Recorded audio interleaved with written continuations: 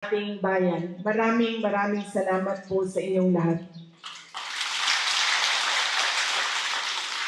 At ang huling pagpapasalamat ay mula po sa akin, papunta po sa mga kasamahan ko dito po sa Office of the Vice President, Satellite Office ng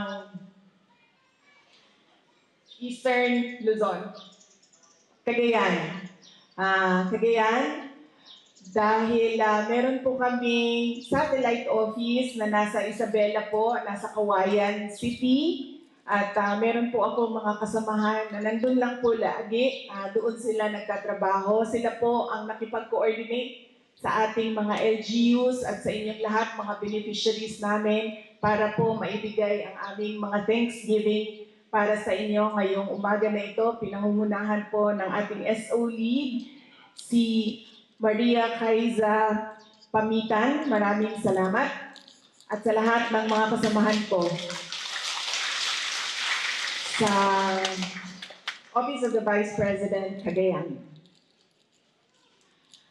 Ang Office of the Vice President po ay nagsiselebrate ng 89 years anniversary namin. 89 years na po ang Office of the Vice President. So sino po ang kaedad namin dito? Meron po tayong 89 years old. Ay, ano pala, hindi pala mga senior citizens ang kasama natin. Lahat ang babata pa. Sino po ang 90 years old?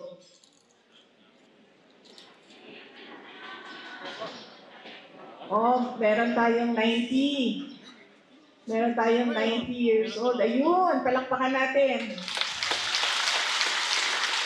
Nako, yan po ang pangarap ng madami, no, na mabigyan tayo ng mahabang panahon na kasama natin ang ating mga mahal sa buhay. Kaya truly blessed ang ating mga senior citizens dahil umabot po ng 60, 61, 62, 70, 75. Napakarami po ngayon sa mga kaedad namin. Mga nasa ano lang po kami, 40 to 50 years old. Marami na po ang na heart attack, na stroke.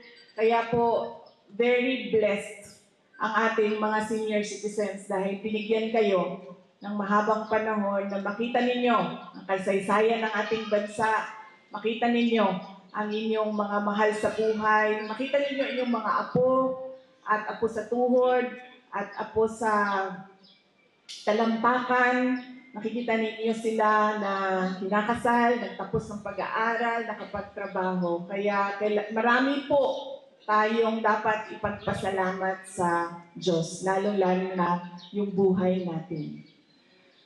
Ang 89 years po namin ay sinelebrate namin sa pagbibigay ng pagpapasalamat. Yun po yung mensahe namin sa aming 89 years, ang pagpapasalamat ng opisina sa inyong lahat, sa inyong suporta sa aming mga programa. Dahil napakahirap po magtrabaho kung ang mga tao ay hindi nila binibigay yung kanilang tulong at suporta sa pagpapaabot ng mga proyekto ng pamahalaan. Kaya po kami, meron kaming mga satellite offices, meron kami sa Pangasinan, sa Cagayan, meron kami extension office sa Lipa at sa Tondo, meron kaming satellite office sa Panay at Negros Islands, at Cebu, Bohol, Siquijor, meron kami sa Leyte at Samar, meron kami sa Bar po, Western Mindanao,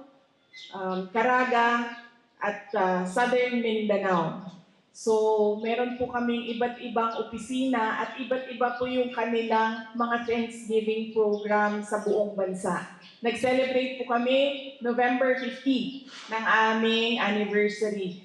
10 araw bago po dumating ang November 15 ay madami na po kaming ginawa ng mga activities at 10 araw matapos ang November 15 ay tuloy-tuloy po yung mga Thanksgiving program namin sa buong bansa.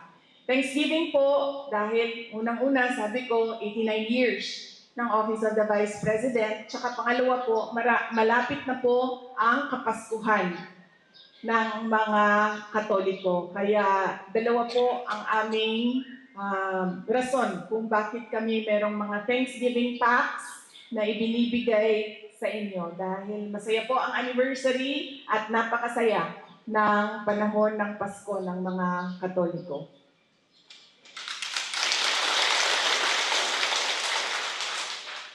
Nahati ko po sa apat ang aking mensahe. Nauna ko na po ang pagpapasalamat, nauna ko na po ang paliwanag kung bakit kami merong mga Thanksgiving program sa buong bansa. Ang susunod po na aking mensahe ay una, mensahe sa seguridad. Pangalawa, mensahe sa edukasyon.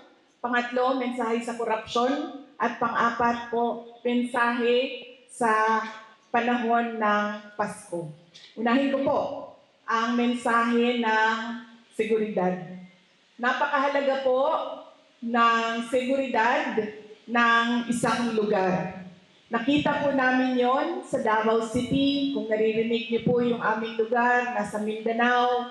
Noon po, mga panahon ng 1980s, 1990s, hindi po maganda ang aming peace and order.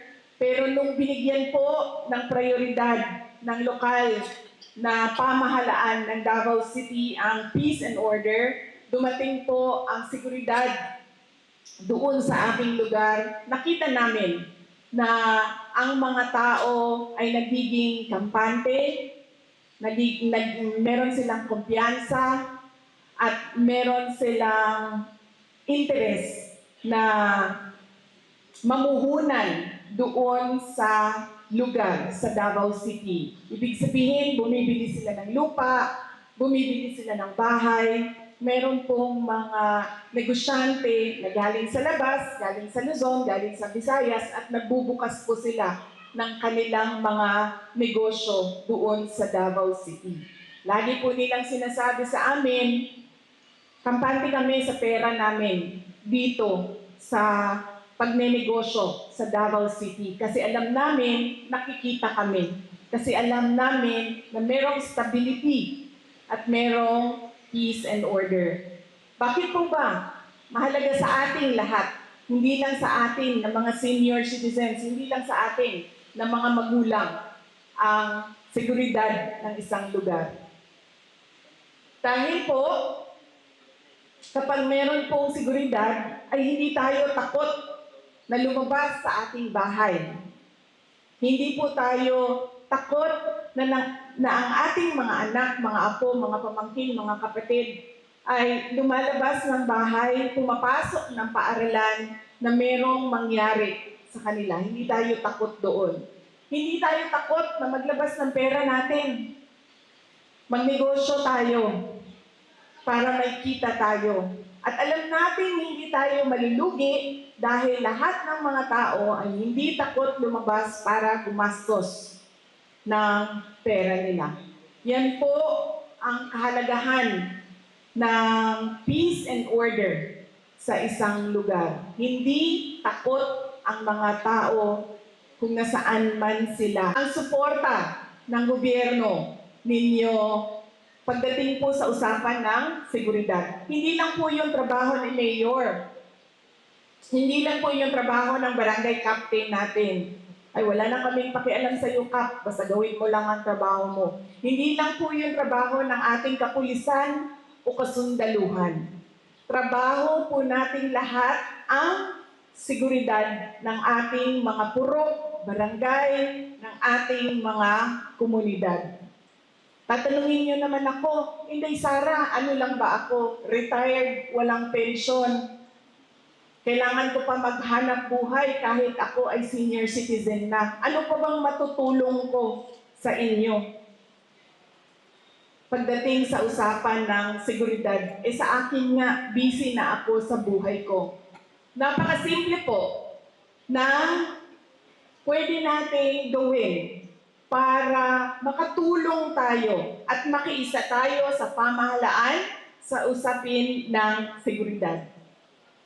Ang gagawin lang po natin ay unang-una, ibigay natin ang suporta natin sa mga programa, proyekto ng ating Philippine National Police, ng ating Armed Forces of the Philippines, ng ating Bureau of Fire Protection, ng ating Bureau Jail Management and Penology, dahil sila po yung nangangalaga ng safety and security ng ating bansa. At pangalawa, napakasimple. Hindi naman natin sinabi na magdala kayo ng baril, hanapin ninyo lahat ng mga kriminal. Huwag nyo lang ibigay ang suporta ninyo sa illegal na gawain. Ibig sabihin, kapag meron kayong alam o merong lumapit sa inyo, magnanakaw tayo, magbenta tayo ng droga, napakalaki ng pera dito. Sabihin nyo lang naman, hindi ako sasali dyan. Dahil para ako sa seguridad ng aming lugar. Dahil gusto ko na hindi takot ang mga tao na lumabas sa kanilang bahay. Hindi na kayo kailangan sumali. Just say no. Sasabihin nyo lang, hindi ako kasali sa illegal, sa kriminalidad, sa insurhensiya, sa terorismo. Hindi ako kasali dyan. Gusto ko ay mapayapang pamumuhay dito sa aming lugar. Ganyan lang po kasimple. Hindi nyo na po kailangan pumunta sa police station. Sasabihin nyo lang, ako ay para sa kapayapaan dahil ang kapayapaan ay nagdadala ng kasaganaan at kalambuan, kaunlaran dito sa inyong lugar. Yan po ang mensahe ko sa seguridad. At kung anong pwede natin gawing lahat, kahit tayo ay simpleng mamamayan sa ating mga purok, sa ating mga barangay. Alam niyo po, sobrang saya ko kanina dahil marami po sa ating mga senior citizen na nagsasabi kahit doon sa labas, welcome, welcome, welcome dito sa amin sa Ifugao, sabi nila sa akin. First time ko po dito sa Ifugao. First time ko it took me 46 years bago po makabisita dito sa inyong probinsya ng Ifugao. At masaya po ako. Masaya ako dahil yung Banawe Rice Terraces ba na napakaswerte ninyo dahil nakikita ninyo araw-araw. Nakikita ko lang yan siya sa libro noong ako ay nag-aaral. Drawing pa nga noong panahon namin, hindi pa picture. Dahil nung panahon namin, nung ako ay nag-aaral, 1990s pa po yun, hindi pa uso ang colored na mga libro. Dinadrawing lang yan ng mga sumulat ng libro kung ano yung Banawe Rice Terraces. At kahapon po, nagkaroon kami ng oportunidad na bumisita doon at muntik pa kami hindi makakita noong Banawe Rice Terraces dahil dumating na yung fog at pababa na yung fog. So, konting-konti na lang yung nakita namin. Pero yung saya ko kahapon ay isa sa mga pinakamasaya ko na mga panahon. Dahil yung bang nakita mo lang sa libro, tapos ngayon nakita mo na personal sa sarili mong mata kung ano yung Banawe Rice Terraces. And hindi naman yun basta-basta lang na Banawe Rice Terraces ng Pilipinas. Yun ay world-renowned o kinikilala sa buong mundo na wonders of the world. Kaya napakaswerte ninyo na kayo ang naatasan ng Diyos na mag-alaga ng isa sa kamangha-mangha na tanawin sa buong mundo. At nagpapasalamat ako sa inyong pagtanggap sa akin dito. Kahapon din, pumunta kami sa palengke ng Banawe. Dahil kung alam niyo po, nakatira kami, pamilya ko ngayon ay nakatira sa Manila. Ang mahal ng gulay. Grabe ang kamahalan ng gulay doon sa Manila. At hindi lang po yan, ang pangit pa ng itsura niya. Para siyang pinagpilian ng mga tao, ng mga mamamayan ng Ifugao at sinabi nila, sa amin ang pinakamaganda, ipadala ninyo doon sa kanila ang pinaka-pangit na mga gulay. Kaya po, kahapon ay pumunta kami sa palengke, namili kami ng gulay at nagugulat ako dahil sobrang mura talaga. Sa tingin ko nga, mas mura pa yung gulay ninyo dito sa inyo kesa doon sa amin sa Davao City. Kasi kahit man sa Davao City, ang karamihan ng gulay namin ay galing din sa Bukidnon. So medyo mahal din po. Pero hindi kasing mahal noong binibenta sa Manila. So kahapon, namili kami, sobrang konti lang, sobrang mura noong presyo. At nakakita ng tabako na dahon. Binibenta siya doon, tabako ng dahon. Tapos tinatanong ko sa aking mga kasamahan, sabi ko, paano ba kinakain ito? Paano ba gamitin ito? Walang nakakaalam sa amin. Napakarami doon. First time ko din po. Wala kasi sa amin, yaan doon sa Mindanao. At lalo-lalo na hindi mo siya nakikita sa Manila. So kahapon, lahat kami, kasi halos lahat sa amin ay tiga Manila o kundi man tiga Davao sa opisina ng Office of the Vice President. Tinatanong ko sila, paano ba ito gamitin? Ano ba ito kinakain? Pinapahid? Ano ba? Walang makasagot. Tapos sabi naman nung kasama ko, sabi niya, ginagawa yung sigarilyo. Tapos sabi ko, paano ba naman natin gagawin sigarilyo itong basa? Tapos sabi niya, mo kasi yan, isa-chop-chop mo yan, tapos i-roll mo pa yan. Sabi ko,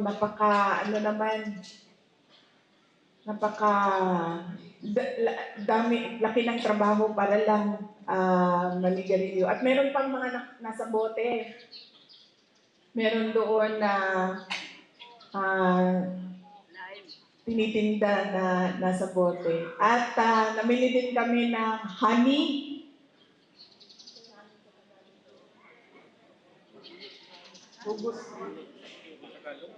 Pulot? Namili kami ng pulot. Kuyukan. Sure ka, Mayor,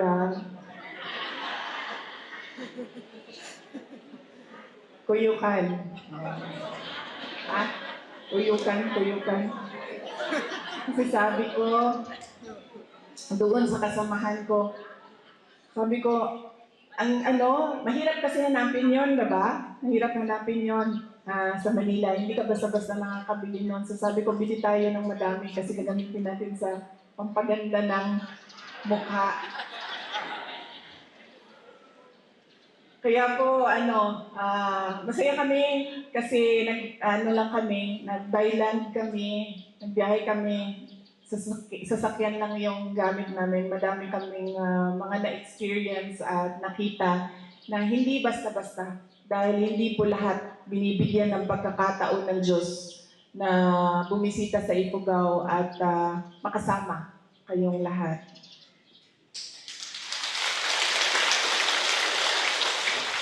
Paano ba ginagamit yung tabako? Nanganga?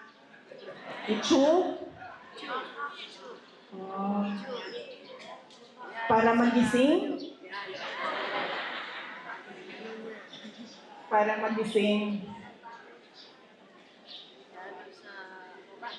Dalhan ko kaya si former President Rodrigo Duterte, no? Sabihin ko sa kanya, regalo ng mga tiga-Ifugao sa iyo.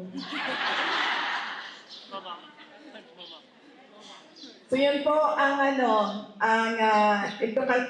seguridad. Punta po tayo sa edukasyon.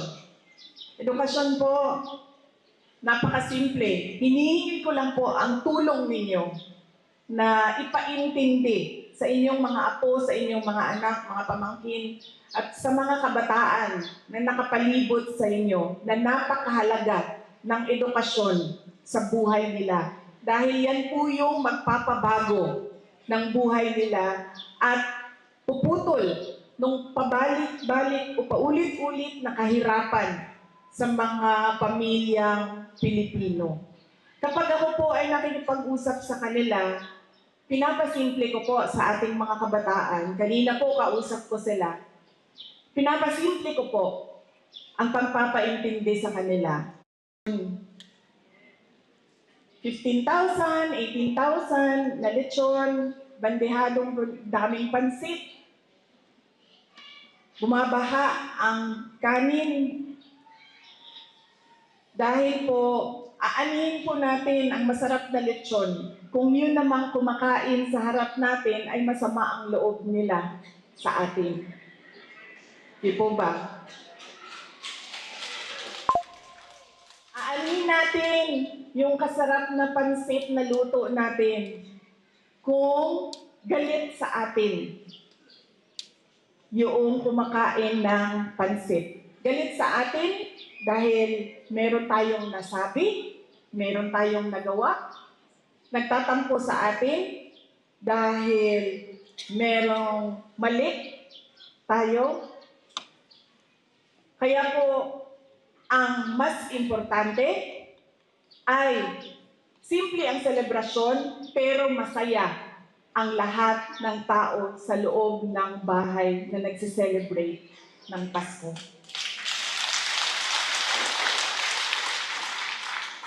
Huwag na po yung mga cake, lechon, pansit, bumabaha, kanin. Ang importante po, masaya sila. Dahil hindi po tama ang Pasko, kumakain sila, pero nandoon yung sakit sa loob ng dibdib nila. Merong dinadala sa damdamin. Kaya paniguraduhin natin na napapaabot natin at napapaalam natin sa ating mga mahal sa buhay ang pagmamahal natin sa kanila. At paniguraduhin natin na sila ay masaya dahil sa atin. Yan po ang mensahe ko sa inyo ngayong Pasko. Ang pagpapatawad po mahalaga sa mga senior citizens dahil po marami po tayong tampo sa ating mga anak, sa ating mga kapatid. Marami pong daladalang hugot tayo. Kaya napakahalaga din po na pag-isipan natin yan ngayong panahon ng Kapaskuhan. Yan po ang forgiving, giving, and loving. Sana po ay masaya ang inyong Pasko at masagana ang inyong darating na 2025.